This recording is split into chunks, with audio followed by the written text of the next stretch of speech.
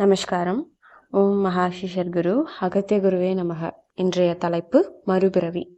அனுராதா அவர்கள் கேட்குறாங்க, என் குரு மறுபிறவி கட்டாயம் இல்லை என்கிறார்.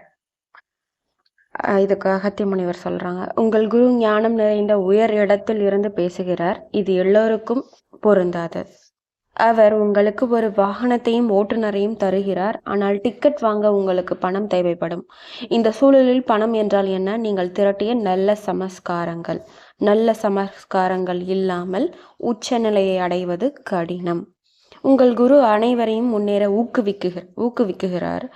நம்பிக்கையை வளர்க்க உங்களுக்கு உதவுவதற்காக அவர் உங்களுக்கு உறுதியளிக்கிறார்.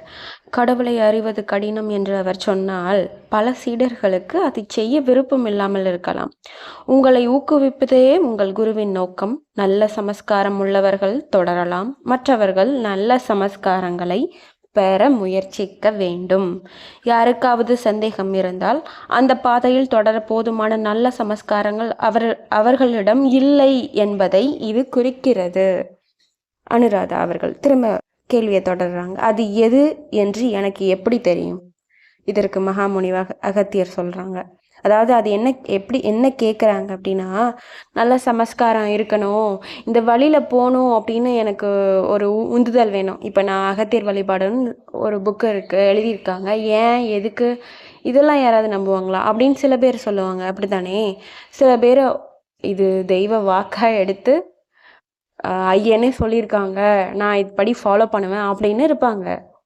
அதுக்கு தான் சொல்கிறாங்க, யாருக்காவது சந்தேகம் இருந்தால் அந்த பாதையில் தொடர போதுமான நல்ல சமஸ்காரங்கள் அவர்களிடம் இல்லை என்பதை இது குறிக்கிறது. அதுக்காண்டி இப்போ சொல்கிற எல்லா விஷயங்களையும் நான் குறிப்பிட விரும்பலை. லைக் நான் யூடியூப்பில் நிறைய பார்க்குறேன். ஆன்மீகம் ரொம்ப வியாபாரமாக ஆயிடுச்சு. நம்ம அப்படி இருக்கக்கூடாதுன்னு நான் ரொம்ப ரொம்ப உறுதியாக இருக்கேன். இது அப்படிப்பட்ட ஒரு தொகுப்பு கிடையாது. இதில் இருக்கிற ஒவ்வொரு பொன்மொழிகளும் நம்மளை சீர்திருத்திக்கிறதுக்காகவும் நம்மளை நல்வழிப்படுத்திக்கிறதுக்கு மட்டுமே இருக்குதே ஒழிய வியாபாரமோ கெட்ட விஷயங்களோ இல்லவே இல்லை. இப்போ அதுதான் கேட்குறாங்க, இந்த வழி நல்ல வழின்னு எனக்கு எப்படி தெரியும்னு கேட்குறாங்க. அது எது என்று எனக்கு எப்படி தெரியும்? மகாமுனி அகத்தியர் சொல்றாங்க, மீண்டும் ஒரு முறை, இங்கு அமர்ந்திருக்கும் நம் நண்பர் மகாதேவப்பா போல் நீங்கள் இப்படி ஒரு கேள்வியை எழுப்பியிருப்பது உங்கள் மீதுள்ள சந்தேகத்தை காட்டுகிறது. அது நல்லதல்ல. போதுமான பணம் இருப்பதாகவும் உங்களிடம் பணம் இருப்பதாகவும் உங்களுக்கு தெரிந்திருந்தால் உங்கள் குருவிடம் இந்த கேள்வியை கேட்பீர்களா? நீங்கள் உறுதியாக இருப்பதால் நீங்கள் மாட்டீர்கள். அனுராதா அவர்கள் திரும்ப கேட்குறாங்க, ஆன்மீக முன்னேற்றத்தின் அறிகுறிகள் என்ன? மகாமுனி அகத்தியர் சொல்றாங்க, ஆன்மீகத்தின் பாதையை அறியாமையின் காரணமாக ஒரு சந்தேகத்துடன் தொடங்குகிறது. ஒரு குரு அறிவை கொடுப்பதன் மூலம் அதை திருத்துகிறார். எனவே அங்கிருந்து நீங்கள் பாகுபாட்டை கற்றுக்கொண்டு பாதையில் சீராக நடக்கிறீர்கள். ஒரு சீடன் இந்த கட்டங்களை கடந்து செல்லும் போது அவன் இறுதியாக சுய உணர்தலை அடைகிறான். அவர்கள் சுய உணர்வை அடைந்து விட்டார்கள் என்பதை ஒருவர் எப்படி அறிவார்கள்? அவர்கள் பெற்ற சக்திகளால். இது நடக்கும்போது அத்தகைய நபர் என்ன சொன்னாலும் அது நடக்கும். அத்தகைய நபரை மக்கள் குருவாக உணர்கிறார்கள்.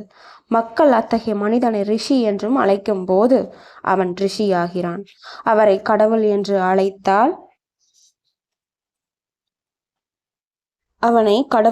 அழைத்தால் அவன் கடவுளாகிறான். ஒருவன் தன்னை உணர்ந்து கொண்டான் என்பதை எப்படி அறிவான்? அவன் பெரும் சித்திகளால். இது நிகழும்போது அவர்கள் சொல்வது அனைத்தும் உண்மையாகி அவரிடமிருந்து ஒளி மட்டுமே வழிபடுகிறது. அவர்கள் பிறரால் குருவாக அங்கீகரிக்கப்பட்டு சீடராக இருந்து ஆசிரியராக மாறுகிறார். இந்த கட்டங்களை எல்லாம் கடந்து ஒரு குழந்தையை போல அல்லது பைத்தியம் போன்ற நிலையை அடைகிறார்கள். இதனால்தான் ராமகிருஷ்ண பரமஹம்சரை ஒரு பைத்தியக்காரன் என்று சிலர் நம்பினர். இந்த கேள்வி நம்மளுக்கு முன்னே செல்றதுக்கு ஒரு பெரும் விடையா இருக்கும் நான் நம்புறேன். திடமா இருங்க. உங்களோட குரு பாதுகாப்பா வச்சிருக்காங்கன்னு ஆணித்தரமா தீர்க்கமா நம்புங்க. அவங்களே உங்களை வழி நடத்துவாங்க. அதுக்கு முன்னாடி நம்மள முதல்ல சீர்திருத்திக்கணும்னு நான் விரும்புறேன். அவங்க சொல்படி கேட்போம், நடப்போம். இந்த வாரம் இனிய வாரமா அமையட்டும். இன்றைக்கு வந்து இயேசு பிறந்த நாள் அல்லவா? அவங்க வந்து சொன்ன அன்பின் மூலம் ஆம், அதர்மத்தை வந்து வெல்லலாம். அப்புறம் மேலும் அவங்க சொன்ன பொன்மொழிகள் நல்ல விதத்துல எடுத்துக்கோங்க.